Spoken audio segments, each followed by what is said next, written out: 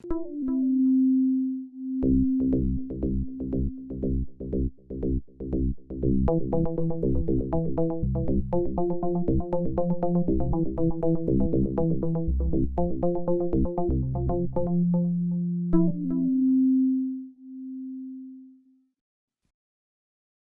breath.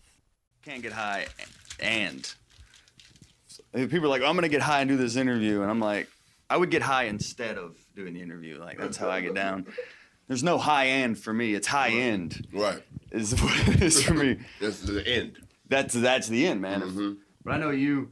When we talked last time, you're like, I'm one of these people that the weed doesn't keep me from working. You can just do it. It can't. Would you smoke before Last Comic Standing? Did you do anything like that? Well, you know what? Like, it really didn't have time. Oh, okay. You know what I mean? So, like, I might get up early in the morning. Like, first of all, I'm on the West Coast, so I'm still on East Coast time. Right, so right. I wake up at 6, like clockwork out there. Mm-hmm. So I'm up at 6. I might go smoke a blunt, watch the sun come up, all those stuff like that, and then after that, we don't start probably till about 11 or so. By that time, it's wore off, and then you're not taping till about the evening, so 4 or 5. So but it's just like you want to fantasize, like, oh, Clayton won Last Comic Standing, and he was high the whole time, man. No. It's like I went to work. Yeah, you know what I'm saying? Like, how do you smoke? Most people smoke like they smoke before they go to work, maybe, or they smoke when they get home from work. So it's either before or after. I go to work and I come home and be like, rough day. Yeah, rough day. It wasn't a rough day for you though. You won. I mean, it was still rough, but you kind of coasted though. You killed every time, really.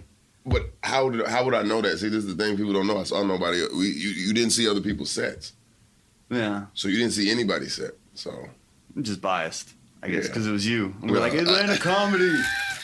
But you were too. You were repping Atlanta comedy the whole time. In the finals, you had the backdrop of the city, man. Yeah.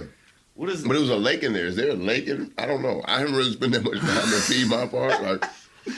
Yeah, I felt like the geography was off. The skyline was perfect. It was absolutely right. But I was like, this lake right here? Where is this? You have to put that in your rider next time. I'm pretty sure there is a lake. I need to go see it. Yeah. I never seen it. I was like, what place is this? What is this, Detroit? What is this, Chicago? This one on the coast? No, but it's cool. What's so dope about us sitting down now, first off, you're the first repeat on Hot Breath. Come back. I got to say that. Come back, boomerang. Back to Came back. right back at you. Yeah, man, because we had to sit down again because the first time we talked, this was a little over a year ago, and there was kids running around in the background. I don't know what that was. I don't know. You call it a daycare. It was. Joel was running a little bootleg daycare center. He was supposed to be watching the kids, but he's really making podcasts in the back, and he let these kids free for all. She was like Lord of the Flies out there, man. So when I'm interviewing you, then this is before you can even talk about Last Comic Standing, and all you say is like, it's going to be a good year.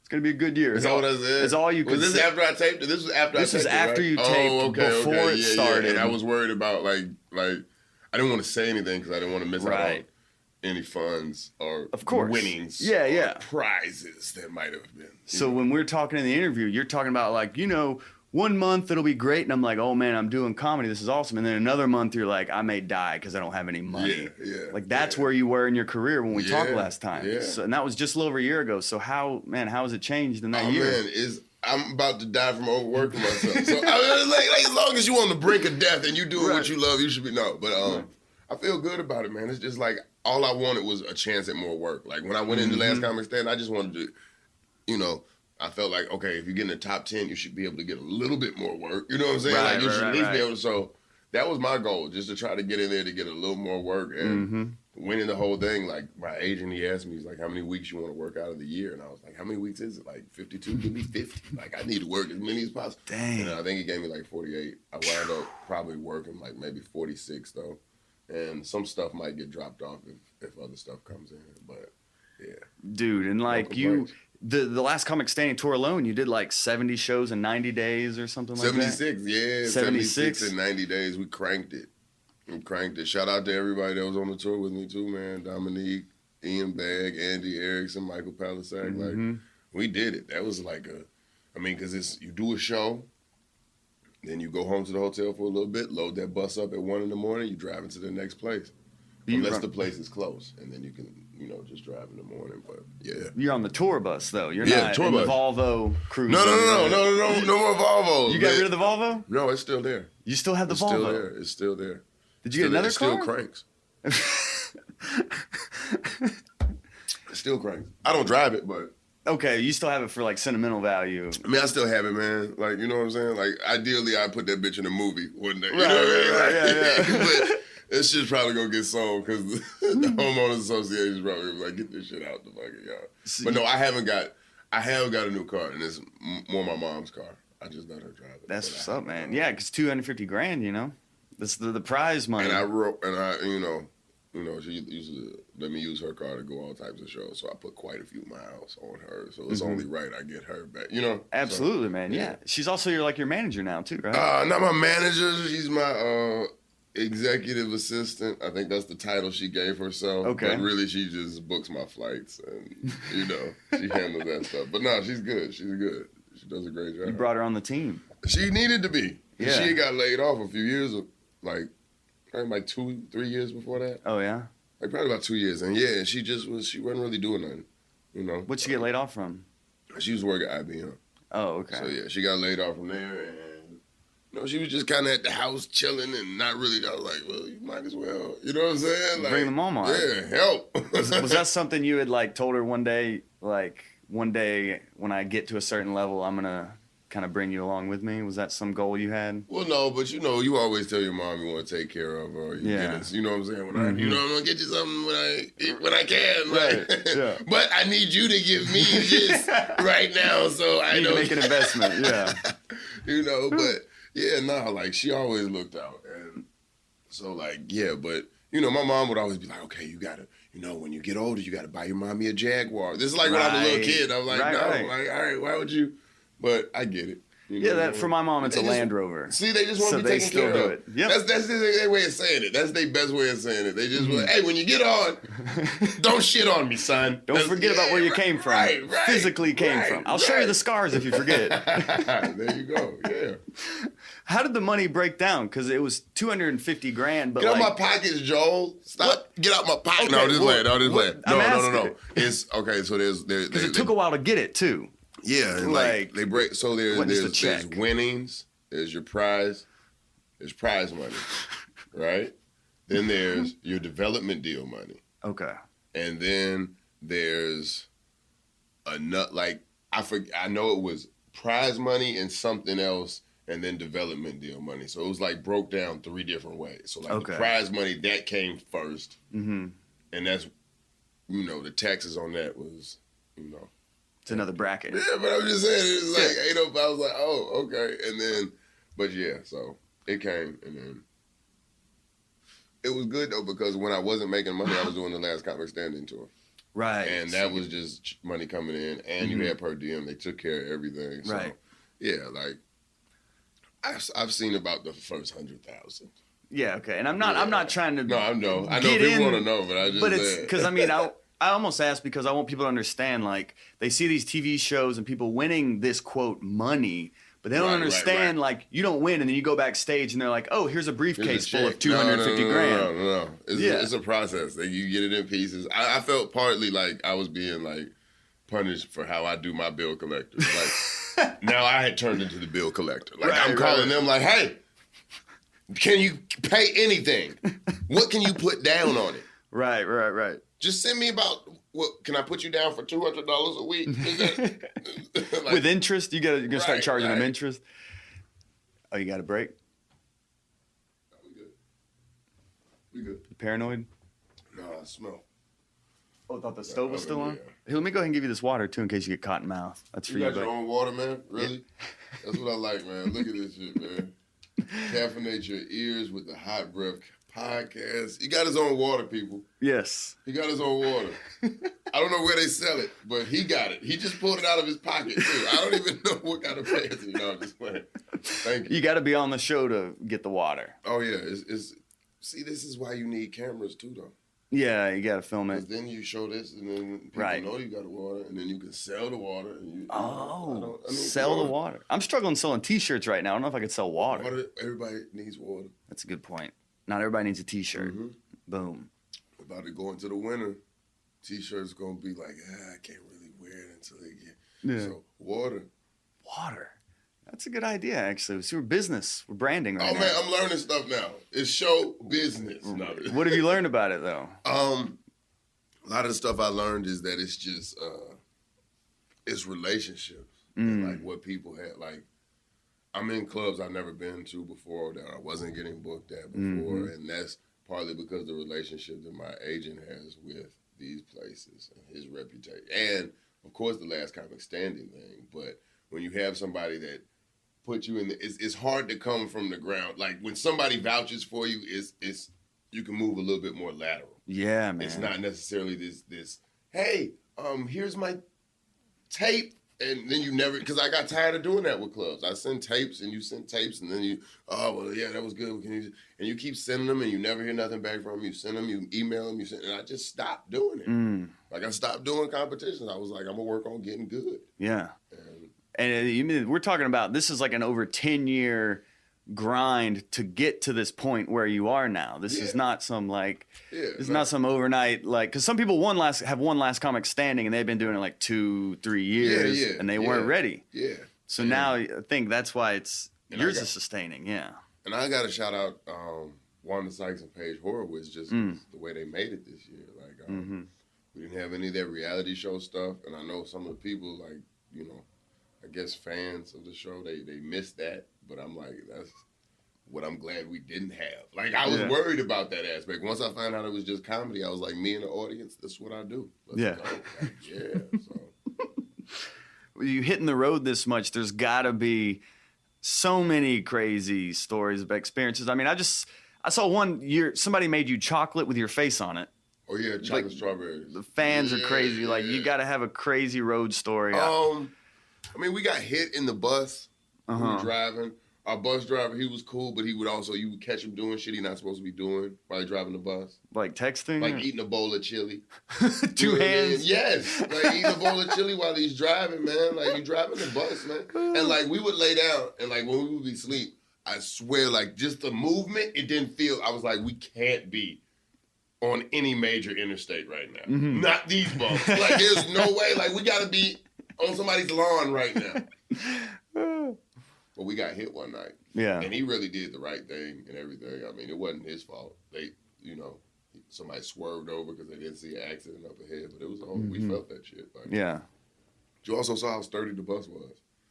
And the bus driver got pickpocketed by some loose women of the evening. Oh, would he bring women back to the bus? No, they were outside the bus. We loading up the bus. They come up talking to him. She starts like grinding her ass on him. And then he leaves and he's like, she took $200 out of my wallet. And I'm like, first of all, what the fuck? That's your fault. You're out there being nasty. You know what I'm saying? What are you doing? We're getting ready to leave. You out here got this, I don't know. She looked very, like, yeah. And then she disappeared into the evening. He was looking around. He was like, I should look. No, you shouldn't. You're not finna drive the bus around. Man. And look for no goddamn lady that took your fucking, but yeah, it was. Even the bus driver has groupies. So, like, what about... No, he didn't have groupies. These ladies, like, we saw them coming a mile away. They were trying to get to you, I guess. No, they weren't trying to get to me. They were just out on the prowl, like, in this particular city. Like, it was after a baseball game, too. So, I just seen him talking to some other dudes, you know what I'm saying? Doing the same thing they were doing with him. So, I was like, okay, I know what this is. You had any fun run-ins, or... You see that? You see the business picking up. What about, the play? The play? What is the play, man? What is the play? Well, they say business and pleasure or whatever. So that was really a segue into asking. Oh, no, I mean, this really, like, I really don't do a lot of shit. Just work. And it's cool, like, but I can do the stuff I want to do when I want to do it. Like, if I want to go to a game, like, that's what I do sometimes, too. Like, if I go to a place, like, I'm going to check out whatever's popping. They got the sport thing, okay, let's do that. I went to Syracuse game when I'm in Syracuse, like, try to pop up at whatever they had. I went and saw, like, I think, like, a women's rugby thing at this one place. Yeah. That's cool. Kinda. Yeah. Kinda. I'm sorry. I feel it in my brain a little bit. It's like, yeah. So, like, I'm trying to focus now, but, like, it's hitting me, like, in the brain right now. So, like you said, I went to women's rugby. I'm like, oh, that's cool. Not what I went. But I I'm mean, just you saying, win. like, So I'm like, ooh, what happened? So let me try to. No, don't be in your head. Be in this room. Do you edit this?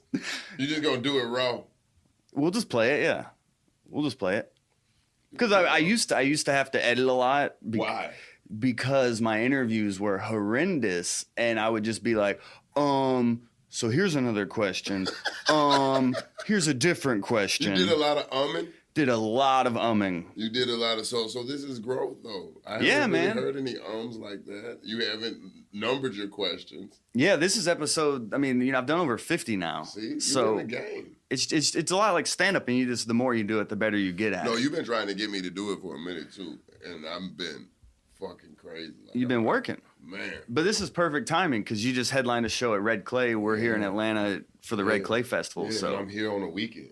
Yeah, dope. Atlanta comedy. That's what this whole game's about, man. Let's get it.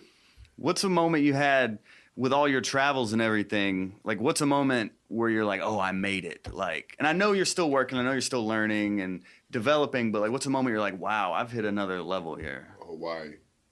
Okay. This was the end of the last Comic Standing tour. Our last show was in Hawaii. The next day, I spent the whole day in Hawaii. Didn't have nothing to do. My flight left at like 8 or something that night. I'm out there. I'm sitting on these rocks, like these volcanic rocks on the ocean, looking out, and I'm just like looking at the sun, like setting, and I'm like, I fucking did it. Like this is after the tour. I was like, and like I could even hear my grandma talking to me. Like she passed away a while ago, but like I was even like talking to her. I was like, did you think I was gonna make it? And she was like, yeah. And I was like, but did you think I was gonna make it doing this? She's like, no, I didn't know that. Like it was crazy. Like at that moment I was like, okay. But then after that, it's like back to work. You know what I mean? Yeah, like, yeah. Yeah, that moment right there, I was like, okay, cool. Now you got to build off that. So you could physically hear her talking to you. Like you heard audibly. Not audibly, but it was definitely like in my mind. Like, wow. Like, you know what I mean? Like, everything was just so perfect. It was so beautiful and serene. Now, this is Kauai, too. So this is like the island where they shot Jurassic Park. So, like, this is, you be in like just a tropical orchard, you know what I'm saying? Like it's like a flower garden, but it's all these plants you're never gonna see anywhere else. And I'm just there kicking it and just being out there. Like, yeah, I heard it clear. Like, yeah. Congratulations. Oh, yeah. Thank you. But now it's back to work. So like, what does that entail now for you? It's just I gotta approach the TV like I did comedy. That's the next step. Okay. They fuel each other. I want to maximize my comedy, so I feel like that TV, movies, that's the other side of it. Like, I've treated comedy like a grind, like a craft. I've worked on it. I've, practiced. It's repetition. It's all that. Like, if you want that same success in other areas, you got to apply that same discipline, even if it's foreign to you. This shit was foreign to me at one point, but now it's like second nature, so, yeah. How about people... like with TV projects, like have you been in meetings where like, okay, Clayton, you're the man, you're the lead, this is what we got for you. You got a family and you're going to be a school teacher or whatever. No. None of that's happening like yet. The development deal is not really like that. It's okay. You develop it. Oh. Like you. Okay. And then what do you, they not like hitting you up like, hey, got this. You're going to be this guy. Right. This. None of that really. Like, you know what I'm saying? You get my idea and then you get them intrigued. Then you start trying to put the pieces in you need to start writing something. You get them, okay, now I got this written. Okay, well, you show it to somebody. Okay, we'll do that. Okay, let me show it to this person. Now you got a person that likes it, and they got kind of the same mindset, and they're a writer, so they know how to write it for TV. So you get that person. Then you figure out, okay, well, what kind of show do I want it to be? So, I got to get a showrunner. You know what I'm saying? So you start looking at like, okay, this person worked on this show, and this is, I think my show should be kind of like this, so I think they got the same feel and vibe I do. So let me put them, and you really want to like bring it to them all together, man. You got to have everything. That's comforting to know though that you have the power though. I mean, you do, but I mean, you're gonna take it to them, and then they're gonna tell you what you can't do. You know what I mean? Like, and it might take another direction. But the whole goal is to, give them something that's unique, that's gonna hook them in. Yeah. And pull them in, and just keep pulling them in. So, what have you been working on in that direction? I got a couple things, man. I can't talk about it. I got a couple things. Got a man. couple I of got a couple things. man. The irons in the fire. No, but I got a few things. Comedy Central. I hope some stuff comes through with them soon. Yeah. Been a big fan of them anyway, and yeah, so we'll see. Another guest I've had on here, of course, is somebody you started with, Carlos Miller. Yeah. Who I've interviewed on here. Who he had 2 strippers with him. Did he? Yeah. That's love. He called it his Rick James moment. That's what's good. Another reason I should be filming this. That's not for the water, good. but for when guests have. Yeah. I didn't know. I didn't know there was a precedent set. Oh, I would have had some tings walking around. Oh, my bad, man. I didn't. I just walk into his place. There's 2 girls there. Oh, okay, you did it at his spot. Okay. I did it at his spot, and then he's just like, man, should we pay these women to get naked? And I was like, should you pay these women to get naked? And then they did, and then they sat there naked, and I'm trying to interview him. He's doing the same thing you're doing right now. There's smoke in the air, and I'm trying to. There's smoke in the air and naked women. I'm trying to like focus and be like, well, tell me why you're the next Martin Lawrence while like all this is happening to my face. I want to do that one. I didn't know. That's a whole new. That's what we doing from now on. Titties and talk.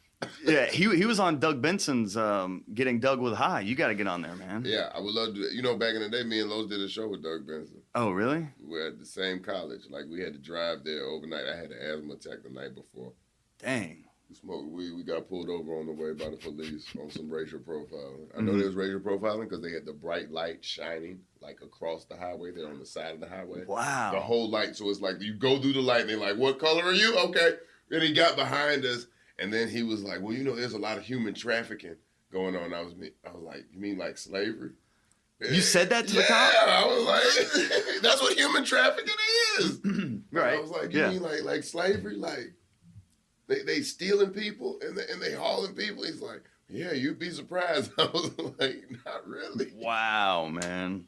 You got off, though, I guess. You survived. No, we didn't have nothing in the car, man. We had smoked earlier, but, like, he tore the car up looking for everything, and he didn't find nothing. I was sick, so I kept spitting up, like, mucus. But I was spitting it in, like, this, like, McDonald's bag. Like, you know what I'm saying, that we had from the trip. So, like, I saw him, like, dig in the bag thinking he was going to find something. It was just all this mucus on his hand. And, like, he just, like, used all the sanitizer we had in the car, and he came back, and he was pissed. Wow. He had to let us go. We didn't have nothing. Smoked it on the way up. What I love about your comedy and watching you headline the first show at Relapse last night for Red Clay, and I hadn't seen you do, like, a headliner set in a while. And when I interviewed you the first time, I was like, you know, you do a lot of weed material. Like, do you feel like you want to start straying away from that? And you're like, no, I mean, I talk about what I know.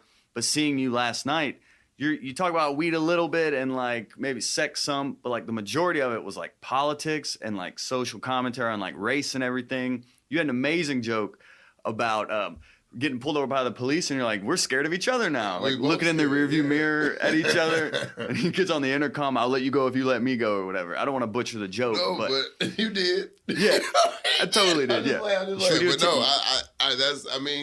That's just something that's a moment. Like, I don't even know if that joke can happen right now, and it's fucked up that it has to happen. You know what I mean? Yeah. But, yeah, I can't not talk about this shit. Like, right. And I've had, you know, probably people like that have told me, you know, you can't, well, you know, this part you can't really, well, I probably need to say it the most then. You know what I'm saying? Was it mainly white people? Is that? No, I mean, I've heard it from black people. I've heard it from, like, people have told me, you know, this kind of city, you know, it's not really. And I'm like, okay. But you'll hear from white people too. Like, yeah.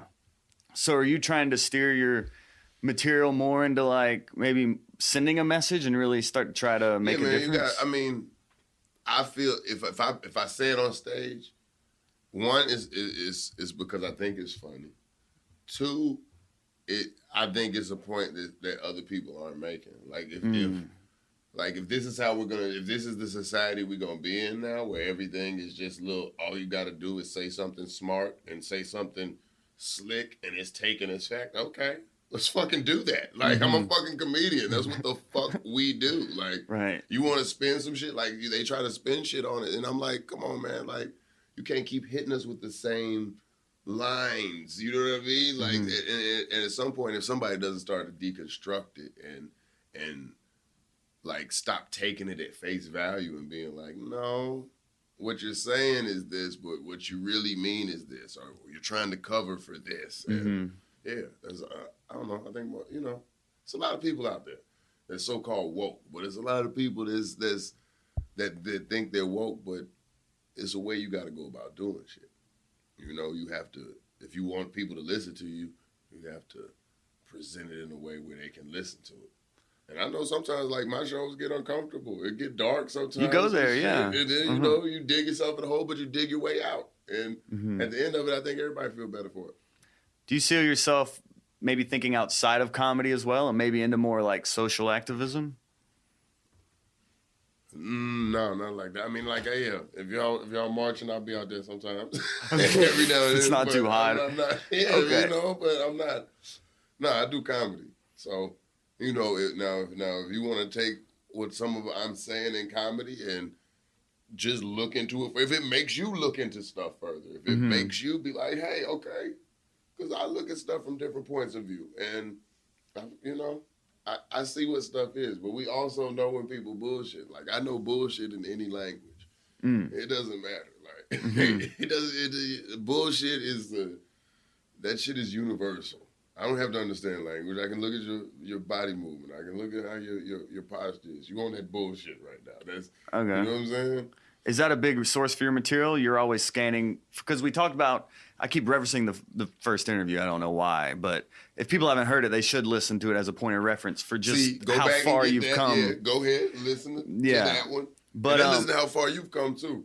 No, I'm just said ums and ahs and stuff. You said that. I didn't, but no, you good. Yeah, I mean, we're all getting better here. But what you said in that interview was that there's the I gotta be real. I totally forgot where I was going with that. Just that quick. Yeah, you killed me, man. No, go back to what you were saying. You said you scan the audience. Oh, you look for. You said you look for a lot of material in conversation, and like when you get a laugh in conversation, you'll take it to this stage. Are you looking for, like you said, like bullshit? If something comes off as bullshit, is that like kind of where your material's coming from now? Yeah, sometimes, because it's like, okay.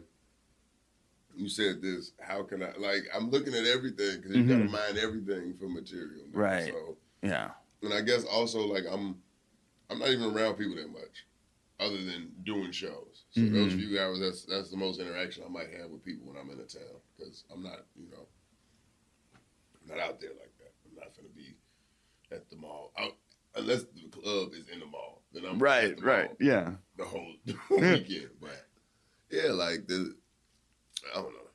I forgot what you asked me. No, now we're forgetting. I'm blown. Now we're forgetting. No. It must be crazy, though, in just a year's time to go from, like, just trying to scrape by to now booked week after week after in front of audiences, not nightclubs with people smoking hookah and texting. Like, these are comedy shows. Yeah. Like, are you overwhelmed? Like, this is what you prepare for? It's just better. Yeah. That's what they come for. They come for the show. So your show has to be different. And then when you come back and you do a smaller show, you might have to make an adjustment. A packed comedy club show, and you come and you do like a bar show or a lounge show, it's a different feel. You know, there's a certain level of different stuff. You up there for an hour. That stage is big. You got to use that whole stage. You know, you come to a smaller venue, and you know you might have to shrink it down some. You know what I'm saying? Because otherwise, it's bigger than what you're in right now. You perform for the room. Yeah. Like, accordingly, you adjust your I mean, it's animation and all that. I mean, it can be the animation, but it can also just be, you know, like some places it's super tight. Like, you know what I mean? Like, if you an act out person and you do these strong act outs, you're gonna kick somebody in the face. So, you know what I mean? Like, but your act outs, dude. Like, watching you last night, your act outs have hit a new level. I mean, is that something you're aware of and that you were trying to work on? Yeah, just trying to make a show. You know, like, you gotta. That's how I've been anyway. Like, that's how me and my friends used to joke around. You know what I'm saying? Like, yeah. we gonna talk about you. We gonna make fun of you. Like, you walk like this. You know what I'm saying? Like, you do that shit. So, and plus, it's just you want to give them a show. They come to the comedy club. They want to see you. They saw you on the show. You gotta, you know, it has to be. They have to be taken there. You got to paint that picture. They'll ride with you. They'll go wherever the fuck you take them. But it's up to you how much you've shown. How do you take them there? Like, is it just confidence and stage time? Do you have any pointers on how to take them to that point? If you're talking about something, you gotta show them how you see it in your mind. So, if it's funny to you, it's funny enough for you to go up there, take it to the stage, then you have to present it to the way that you saw it. You know what I mean? So that they'll go with you. And then it's up to you how much you show them. You know, how descriptive are you? Or are you too descriptive? How fast did you get to the point? Can you show them how you feel? You know, can you show them how you felt in this moment? It's just a lot of factors to it, but everybody has a different recipe for themselves. Right. So you just have to figure it out. And I mean, it's a constant working process. It don't stop. Yeah, that's what I was trying to get into, though, the recipe, you know. Yeah, I mean, it's a different recipe. Like, it's everybody, but it's certain ingredients that certain recipes need. You know what I mean? Like a detail, a point of view, an act out. Like... Or, yeah, it could be, you know, if you're supposed to be making, I don't know, if you're supposed to be making whatever this casserole is, it's some casserole, and it says, you know, you need flour, you need cheese, you need an egg, you need 2 cups of salt or whatever, and you don't put the salt in there, it's gonna be fucked up. You got everything else in there, but it's not what it was supposed to be because you didn't put the right seed. So it might just be once, you know what I'm saying? You might need to take a word out. You might need to add another one. You might need to, you know, put the punchline further away. You might need to put it close. You might need to make the premise clear. It can always be something that we just, you know, play with. You have that joke about getting pulled over by the police and him finding like a roach, and then he pulls you out of the car and it's sitting on the police car, and it ends up you like eat the roach and like then you go. I'm not gonna butcher another one of your jokes. No, you already did. But like, so for that joke, Joel Lipton in the comic studio. This motherfucker is. I remember one time. You told a joke about a pair of slacks. The joke was amusing to me because I had on slacks at the time. And I'm fucking with you. Right. Is that too far? Should I not out? I was using that joke as a point of reference for maybe like the recipe. No. I was just fucking with you. Yeah, it worked. That shit was funny. Yeah. Well, because a lot of people that listen... No, because I like talking shop. That's what people don't get. Like, I like talking shop. And I find that my listeners like to hear shop, especially from somebody, you know, I mean... Yeah, no. You got the heat, I know. I like to talk shit, so... But I like to talk shop, so... Like, I just be fucking with you. But no, that joke, like... What'd you ask about it? Because you can see, when you were talking about that joke, I could see you standing by the car. I could see you sitting in the car and the cops showing up. So like, what are parts of the recipe that bring that visualization? Everybody's seen that from some point. Either you saw it because you drove past it. You know what I'm saying? Or you saw it because it was you.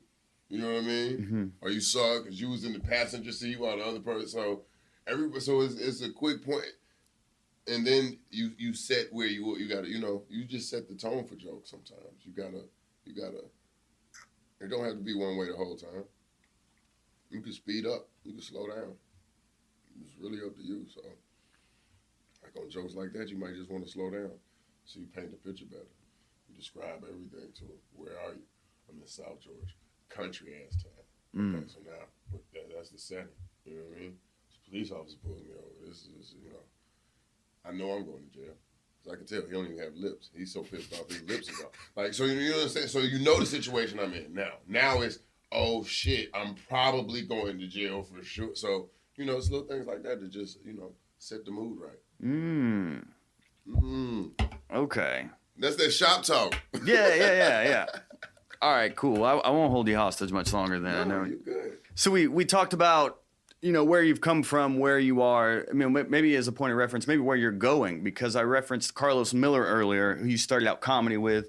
Now you guys are doing this awesome podcast. 85 South Show podcast. 85 South, man. You can plug a podcast on a podcast? Yeah, I will. It's an Atlanta podcast. 85 South Show. Yeah. 85 South Show, the podcast. It's me, Carlos, DC, Young Fly. Yeah.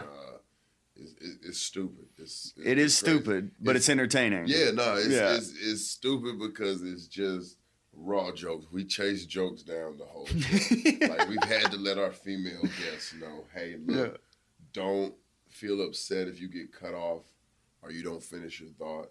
It's not that nobody didn't want to hear it. You said something funny or stupid, and we chased that shit down in the name of comedy. You know what I mean? So, once they realize that, now they're a lot more cool. And now it's just, But I highly recommend it. There's a lot of good podcasts here in Atlanta. So 85 South is definitely one of them. It's like a fight club for comedy. Yeah. Yeah. You guys, there's no direction. There's just talented comics. Just let's see if we find it. Sometimes we don't. But we have fun either way. Sometimes you're like, what are they doing right now? But why am I listening to this? But it pans out though. It does. It does take a dip, it's gonna come back around. You're right. It's always something. Because that's some of the hottest talent. Was when DC and Emmanuel Hudson was going back and forth. Yeah, roasting each other. Yeah, he wouldn't give up. I need to get both of them on here now that you say that. Make that happen for Atlanta podcast. But yeah, and you and Carlos, you've been working together for over the years. You guys working on like a TV show or something? You guys trying to join forces? Oh yeah, man. We always, we always got something cooking. So beyond the 85 South show, we got some stuff coming. I'll take it to that. So, what's the goal now, man? You're starting to actually get that power and that like influence behind you. Where do you want to steer this energy, man? What do you envision? Man, let's keep doing comedy. Let's keep doing this. And so there's a lot of good blueprints out there. Do I want to be like anybody? No, but if it comes to making money, it's not some bad examples out there. Kevin Hart comes to mind. Jerry Seinfeld comes to mind. You know what I'm saying? When it comes to the bread that you're able to get out there. So, Amy Schumer comes to mind. Louis C.K., when it comes to getting this bread. Even Cat Williams is with all he has going on. He's still a brand. But now that you got to think in that direction, Clayton English is no longer just a comedian. Money. He's a brand. Am I? So, like, are you thinking, like, Kevin Hart, I want to have my own shoes. I want to have my own clothing line. I want to have my own TV show. Like, speak into existence. My own clothes will be clothes that fucking fit me. Like, I'm a tall dude, and none of this shit.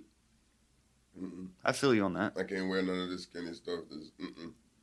All that Zara shit, that's not, like, you gotta go get the custom shit. Like, I don't know where the NBA players get their shit from. But I don't want to wear that shit either. My ankles don't look right. My ankles ain't right to be out there in no Cam Newton pants. Yeah, you made it. You now wear jeans that are pre-torn. So, like, you've made it, dude. You know what? These jeans were expensive. Yes. You've earned You've earned it, though, man. And it's well-deserved, and your hard work is paid off. And now you can actually start to just create your own empire, dude. Yeah, that's what I'm working on. So just don't forget about me. TV shows, movies. Come on, man. Yeah. Get your shit together. Cartoons. Be ready when it comes. All right, man. It's coming, man. It's a whole wave of shit. Let's do it, man. Well, Let's do it. Fuck with me. Clayton English, man, before we get out of here, is there anything else you want the world to know? Yeah, let the world know that I'm out here. I'm out here, Clayton English on everything, all your social media, 85 South Show. We drop one on Fridays. And, that's about it. Clayton English on everything. ClaytonEnglish.com. That also will let you know where I'm going to be. All my shows coming soon. I'm coming to an area near you. So be on the lookout. You have a website now? Yeah, ClaytonEnglish.com. Good, because when we talked last time, you're like, I don't know anything, social media, none of that. I still don't, but I'm trying to get better. I got to take this call. We'll follow him. He's taking a call. Thank you so much, Clayton English. Let's go. You're stupid. Good shit, though. You probably called yourself. Hot breath.